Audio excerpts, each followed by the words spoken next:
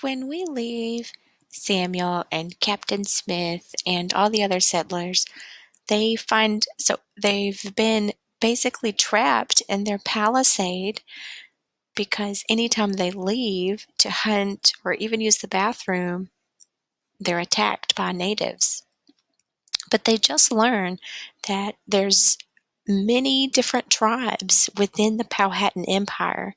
Some of them are enemy tribes because the settlers are too close to their homes, and some of them are friendly tribes because they want to trade. They want to trade for beads and mirrors and bells. Chapter 14, the epigraph reads, Master, also in the previous readings, we find out that Master Wingfield, President Wingfield, has been hiding food. So Samuel tells Captain Smith and Reverend Hunt, and President New Wingfield is put in jail on the ship, and they're going to have a new president. So chapter 14 reads, the epigraph is from William Simmons from The Proceedings. And the epigraph just gives us a little hint about what the chapter is going to be about. The new president committed the managing of all things abroad to Captain Smith, who by his own example, good words, and fair promises set some to mow, others to bind thatch, some to build houses, others to thatch them, himself always bearing the greatest task for his own share. So the new president is Captain Smith, I think.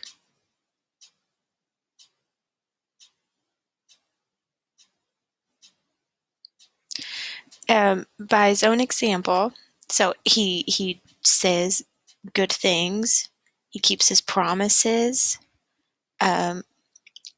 He said, some men, you go mow down the wheat, cut down that grass where the natives are hiding.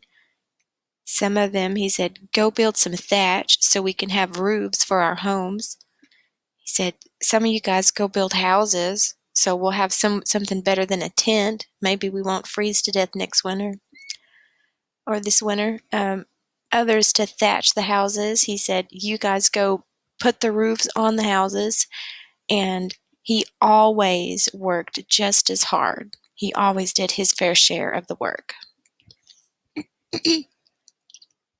Captain Newport does not return in October with new supplies, but instead of being hungrier, we have finally gotten through the sickness and we are healthy again. The tribes who are our friends must have convinced our enemies to stop attacking us, and it's no longer dangerous to leave the fort to hunt or fish. We have a pitiful harvest of wheat and vegetables from our gardens, but the Indians often bring us food from their own harvests to trade. The air is filled with birds flying south for the winter, and it is easy to shoot enough for a meal. We have more rain, and the river water is good to drink. Captain Smith has been put in charge of trading with the Indians.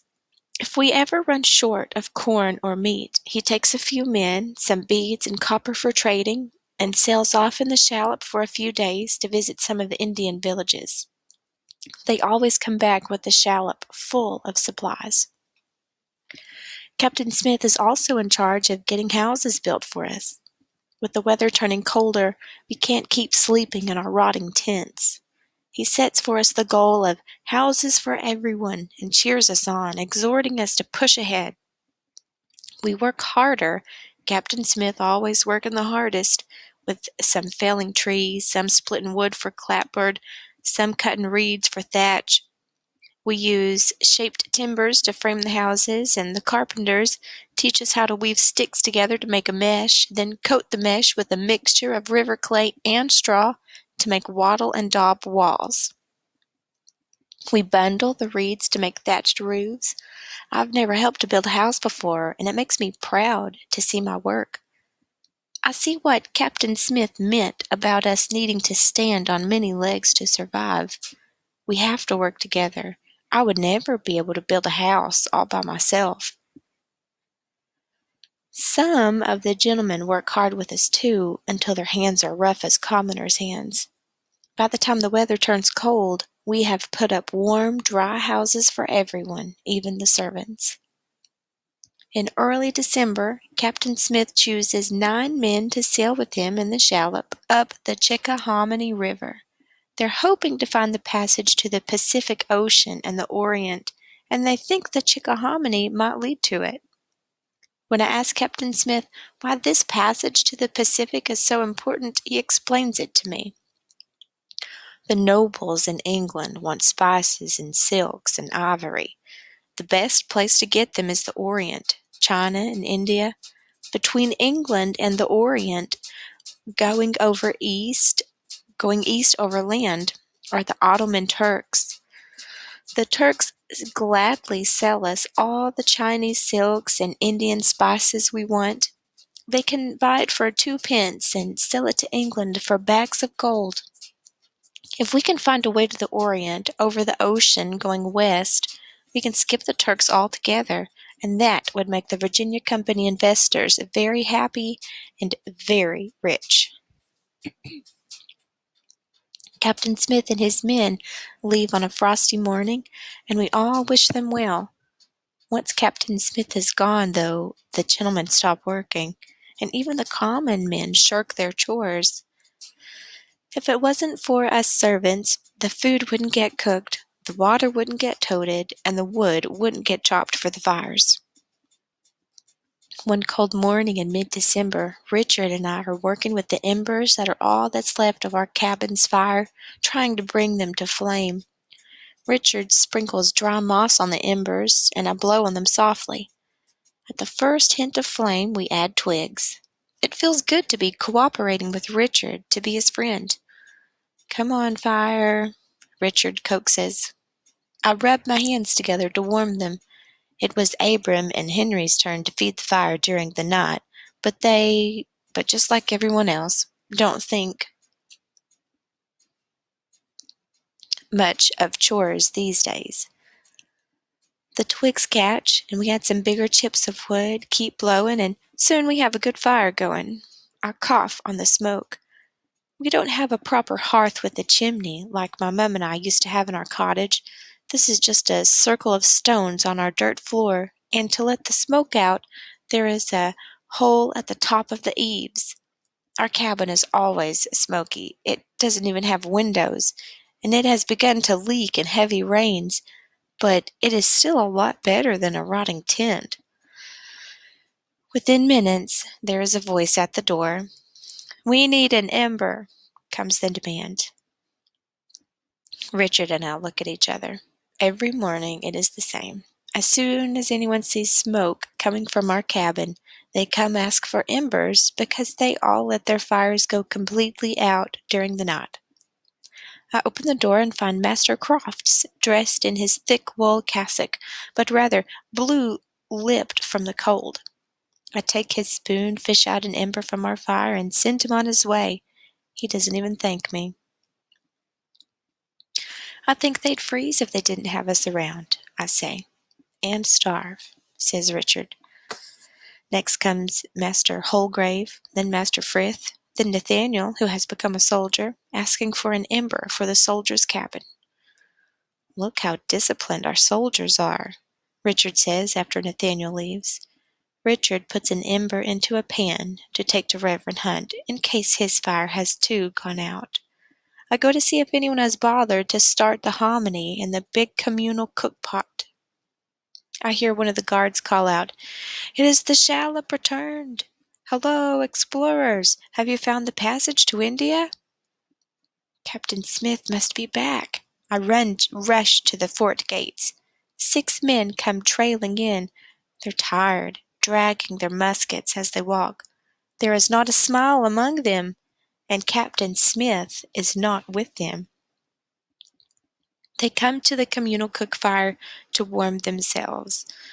There, Abram is stirring the big pot of hominy, a porridge we make from coarse ground corn. The rest of us gather around. We listen as they give their report. The river became too narrow to explore with the shallop.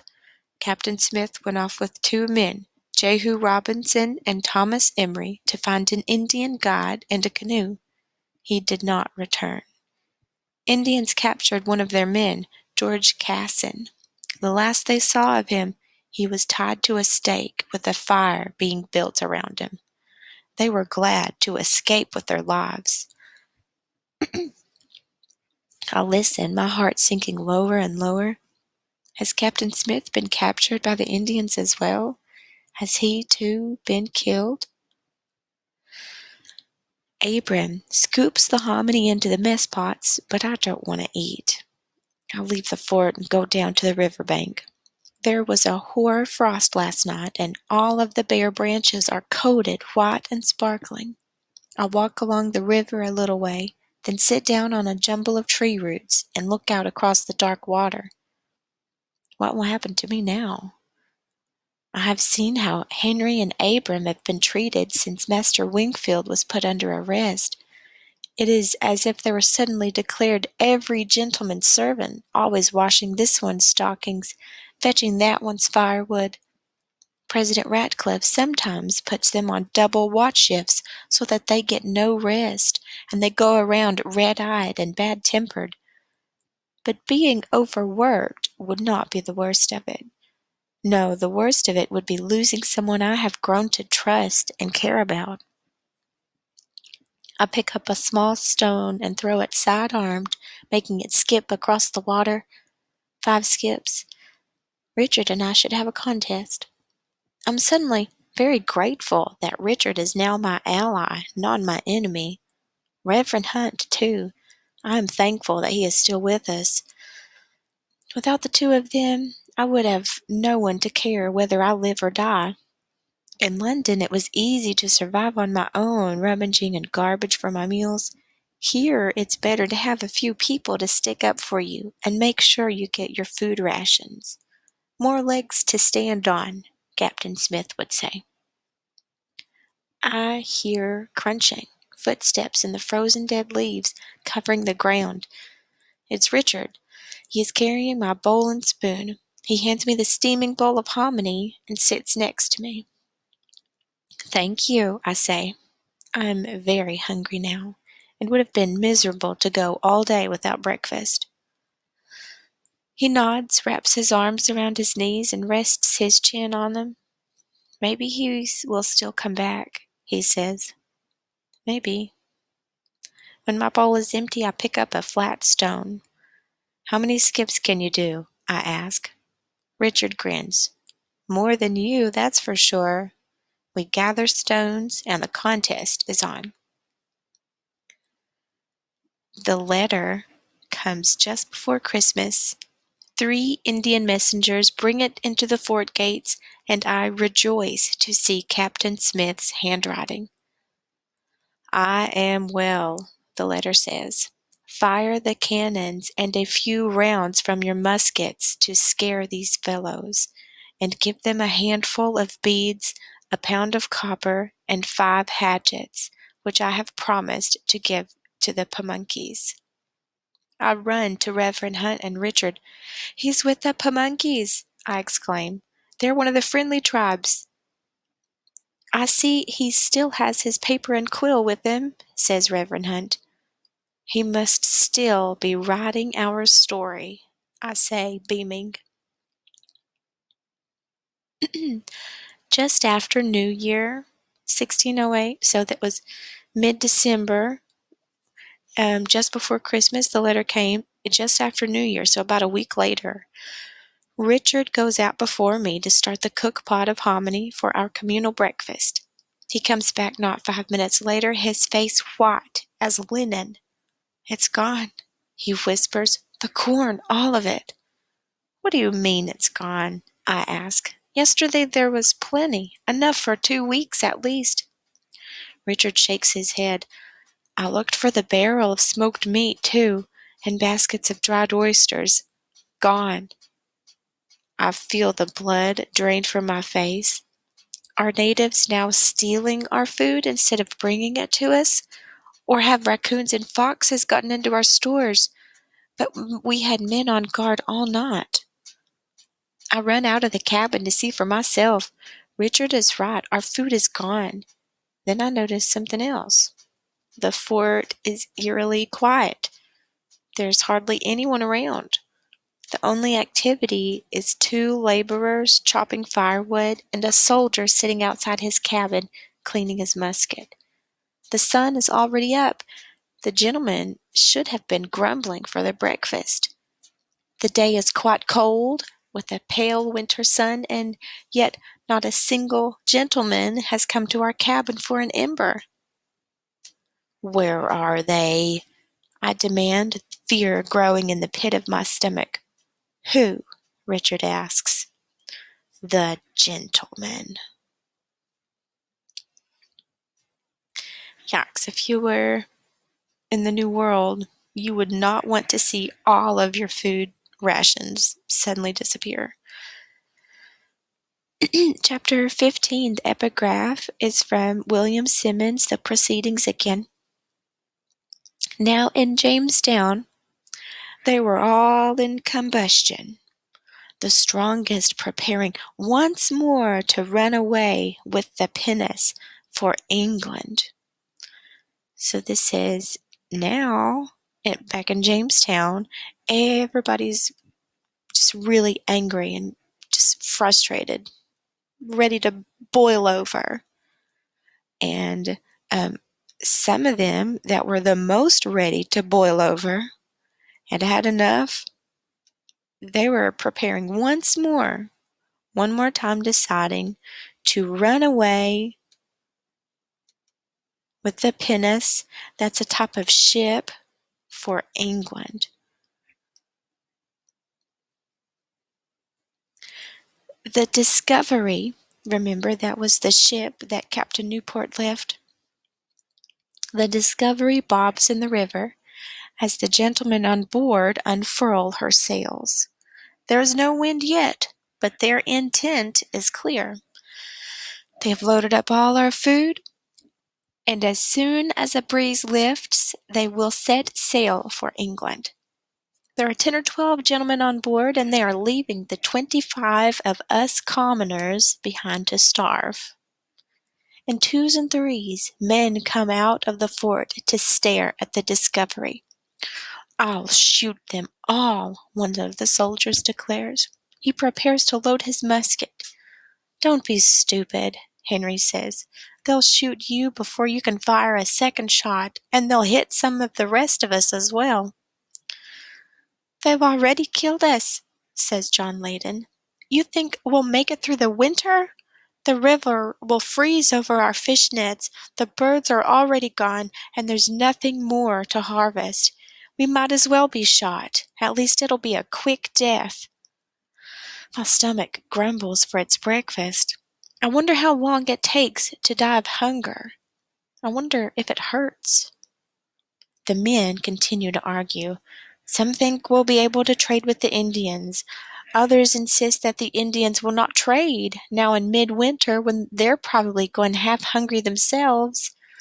Many want to kill the gentleman or die trying. Reverend Hunt is standing near me. He is staring out at the ship, his face set in grim lines. Is it all lost, Reverend? I ask him. Are we doomed? He puts his hand on my shoulder. Do you see any wind? He asks. I take a good look at the surface of the river. There's hardly a ripple. I shake my head. Then the Discovery is not going anywhere yet. There is time for me to pray for a miracle. He walks off in the direction of the fort to the chapel. I listen to the men argue about how to shoot to kill the most gentlemen at once. Richard touches my arm. His eyes are bright. Look, he whispers, pointing back behind us. At first, I think I'm seeing a vision, that my imagination is playing tricks. I see a dozen native men emerging from the forest near the fort. Some are bare-chested despite the cold, and some have deerskin mantles thrown over one shoulder.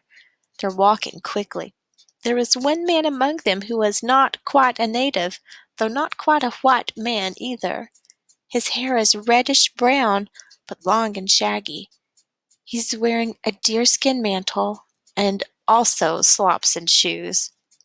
Suddenly, it is as if my eyes clear and I know who I'm seeing. Captain Smith! I cry and run full speed to greet him. Everyone starts clamoring at once. They're leaving us. They've stolen our food. We've no stores left. Those no good lazy gentlemen will starve. Where have you been? Captain Smith holds up his hand to silence us. Help me with the cannons, he orders. We follow him to the fort, and our soldiers work to load the cannons and aim them squarely at the Discovery. Captain Smith marches down to the water's edge. Halt or be sunk, he shouts. Disembark at once or die. We watch as the gentlemen on board the ship huddle and talk. After a few minutes of conferring with one another, Master Archer shouts out, Where are Jehu Robinson and Thomas Emery? Captain Smith shakes his head. Dead, he answers, killed by the savages. The gentlemen confer some more, and then begin to load the longboat with provisions to bring back to shore. A cheer goes up among the commoners. Our food is being returned to us, but I have an uneasy feeling. Why did the gentlemen change their minds as soon as Captain Smith told them that those two men were dead? I watch them paddle the longboat toward shore and think it almost feels too easy, this change in their plans. We turn our attention to Captain Smith with 100 questions. Where did you go? Why did you stay away so long? Did you bring corn? Did the Indians try to kill you? Later, he says. I'll tell you about it all later. The group of native men who have come with Captain Smith stand quietly watching as the gentlemen roll barrels of provisions up the river bank. Once the Discovery has been unmanned, Captain Smith turns back towards the fort. Piaqua, he says to the native men. That means to go with them, I say to Richard. Richard and I follow too. Captain Smith brings the men to the fort, where two of our cannons sit perched on an artillery platform. He speaks to them in Algonquian as best he can. Here, guns I promise to Great Powhatan. You take to him. My jaw drops open. We are forbidden to give the Indians muskets or swords, but Captain Smith is giving them cannons? The Indian men gather around one of the cannons to lift it. They strain, switch positions, team up, push and pull with all their might. Their faces turn red, veins on their necks stand out, and they sweat despite the icicles hanging from the trees. I glance over at Captain Smith and see that he is stifling a smile. I give something easy for carry, he offers. The would-be cannon carriers look relieved. They finally leave with handfuls of intricately colored glass beads, some bells, small mirrors, and a large copper pot. I wonder if the great Powhatan will be satisfied with the switch. Now will you tell us where you have been? John Leyden asks. Did you really meet the great Powhatan? I ask. Can't a man get breakfast before he has to give an oration? Captain Smith says. Richard and I find the half-full barrel of corn and cook up a large pot of hominy. After breakfast, we keep the common cook fire going so we can warm ourselves while Captain Smith tells his story. Most of the common men come to listen. The gentlemen are, again, nowhere to be seen. Are they off skulking like scolded dogs, I wonder, or hatching a new plan? But once Captain Smith begins his story, I don't give the gentleman another thought. 200 savages came upon me, he says. They captured me and took me prisoner.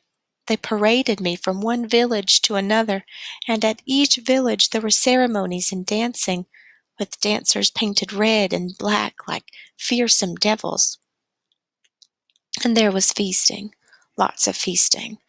I was sure that as soon as I was fat enough for their liking, they would kill me and eat me. I thought the Powhatans were not cannibals, I blurt out. Captain Smith shakes his head. I didn't think so, but why else were they fattening me up? He raises his eyebrows at me. Finally, I was taken to the village of Werowocomoco. I was presented to Wahunsunakak, the great Powhatan himself. He sat on a throne covered with a large robe made of raccoon skins with the tails still on. All around him sat his court, upwards of 200 men and women, their faces and shoulders painted red, and crowns of white bird feathers on their heads. They had another feast, and then 2 large stones were brought and placed in front of Chief Powhatan. Captain Smith pantomimes lifting 2 heavy stones. Suddenly, 7 or 8 warriors jumped up from their seats and seized me. They dragged me over and forced my head down on one of the stones. 3 warriors stood over me with heavy clubs. They raised the clubs, ready to bash my brains out. I suck in my breath. Henry looks at me and rolls his eyes. Well, he didn't get his brains bashed out, now did he? He says. I glare at Henry and go back to listening. There was no way for me to escape. With so many men holding me down, I could not even move, Captain Smith says. I prepared to die. We're silent, waiting for the next turn in the story. Suddenly, I heard the voice of a child begging for my life to be spared. But Chief Powhatan refused their requests. He declared, "No, the Englishman will die." Then I saw who had been speaking. It was a little girl, about 9 or 10 years old. She came running over to me. She ignored the warriors with their raised clubs. She gathered my head in her arms and laid her own head down over mine. The warriors could not strike a blow now without hitting her first. We are amazed by what we have heard. After a moment, Henry breaks the silence. I don't believe it, he says. You made it all up, you did. Captain Smith is on his feet in a second. He catches Henry up by the front of the shirt. That little girl has more courage than you will ever have, and don't you ever call me a liar again. Henry cowers. Yes, sir, he says. I want the story to continue, but just then President Ratcliffe, Master Martin, Master Archer, and a few of the other gentlemen come crowding into our circle. Several of them grab Captain Smith and hold him fast. We are too stunned to do anything. What is going on here? Captain Smith bellows. He thrashes at the men, but they jerk his arms behind his back, tie his hands together, and clamp chains around his ankles. Stop this, John Leyden cries.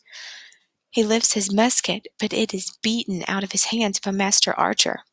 Watch yourself, or you'll face the gallows as well, Master Archer warns. The gallows? You are under arrest, Master Archer announces. The law of Leviticus states, an eye for an eye, a tooth for a tooth, a life for a life. That's also from the Code of Hammurabi. If you guys remember our Mesopotamia unit, you are responsible for the deaths of Thomas Henry and Jehu Robinson as they were in your care. You will pay for those deaths with your life. Your execution will be at sunup tomorrow. Captain Smith struggles, but he is tied so tightly, hand and foot, that he can hardly move. "You're mad!" he cries. "There is no English law that makes me responsible for those deaths." But the gentlemen don't listen. They drag him away, his chains clanking. Rage bubbles up inside me. Without thinking, I snatch up a rock and hurl it straight at the back of Master Archer's head. Master Archer howls. He grabs his bleeding scalp and turns to look at us. I stand there, seething with anger. I feel the old urges, the desire to punch and rip, to see blood before my fury is spent. Captain Smith's voice speaks in my head. "Learn to channel your anger, Samuel, and it will become your strength rather than your weakness." "I know what they're doing," Henry is saying. "They'll kill Captain Smith, and then they'll go ahead and sail away and leave us to starve." Channel my anger? No, I can't stop myself. I run at Master Archer. I will knock him down and pummel the snot out of him.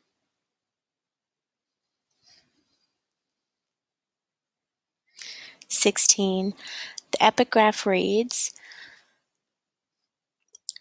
"Great blame and imputation was laid upon me by them for the loss of our 2 men which the Indians slew, insomuch that they purposed to depose me." From Captain John Smith, A True Relation. That's his book that he wrote about his adventures, and some people have said might not actually be completely true, because some stuff came up later on, and then they said, "Why didn't you mention that?" So anyway, we'll say, mostly true relation.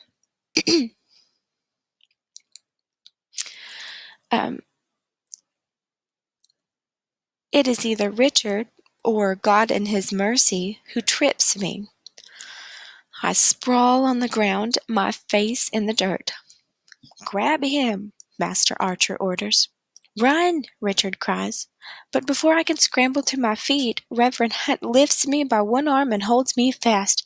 "He is a boy," he says slowly and firmly to Master Archer. "Leave him be. I will deal with him."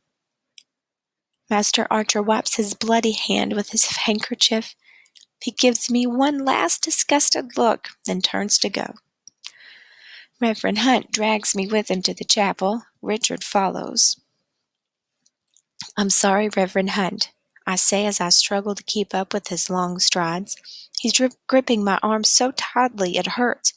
He is focusing his anger, and most of that focus is going into my arm. He plops me down on a log bench in the chapel. "Do not leave until you have prayed long and hard. Pray to curb your temper. Pray for humility. You will need that desperately if you become the servant of one of those gentlemen." I hop to my feet. I will not serve one of those men. They're criminals. Then I realize what he is saying. He's assuming that at sun-up, Captain Smith will be hanged, and I will become another man's servant. "Are you just going to let them kill him?" I cry.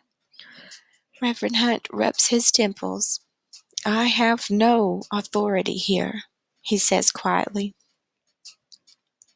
I shake my head and sink back onto the log. Richard sits next to me. I had always assumed that Reverend Hunt held the highest authority, the authority of God. "Then can you pray for another miracle, Reverend?" Richard asks. Reverend Hunt looks up at him, his eyes bright for a moment. He nods. "Yes," he says, "I will." The 3 of us are quiet, lost in our own prayers. I pray to learn to curb my anger, but I do not ask for the humility to serve a new master. When we leave the chapel, we find the soldiers and laborers gathered at the cook fire. They're talking in hushed tones, their eyes shifting. We draw closer and hear their plan. There are a dozen gentlemen and over 20 of us. Yes, they have plenty of weapons, but we will have the element of surprise. Henry wants to simply slit the gentlemen's throats while they sleep, but some of the others want an all-out battle, a war. Reverend Hunt scowls. No, no killing, he says. A war amongst ourselves will be an end to all of us, an end to the colony. We will not even have enough men left to fend off an Indian attack. But the men ignore him. They want blood, and if it will save Captain Smith, so do I. I grow weary of listening to the men argue about their plans. I nudge Richard and we leave to walk down to the river. The afternoon sun is low, a breeze has lifted, and the river has ripples over its surface. Do you think their plan will work? Richard asks me. I shake my head. A lot of men will die. Maybe you and I will die. And yet if we do nothing, we both know what will happen tomorrow morning. We will watch Captain Smith climb up the ladder to the gallows, watch them slip the noose around his neck. When they shove him off the ladder, the weight of his body will jerk his neck against the noose. Our only hope will be for his neck to break quickly so that death will come mercifully. I've seen hangings where a man gurgles and thrashes and his face turns red and death comes so slowly that I have wished for a sword to put him out of his agony. A thin layer of ice has crusted over the water along the shoreline. I press on it with the toe of my shoe until it breaks like glass, making a star of thin lines. The wind is stiff now and chills me right through my clothes. When I first heard about the Roanoke colony disappearing, I wondered how it could have happened so quickly. Yet here we are, down to fewer than 40 men from 105, and about to kill one another off. I sit down heavily on the riverbank. Something on the horizon, downriver, catches my attention. I blink, then I rub my eyes. It is a ship.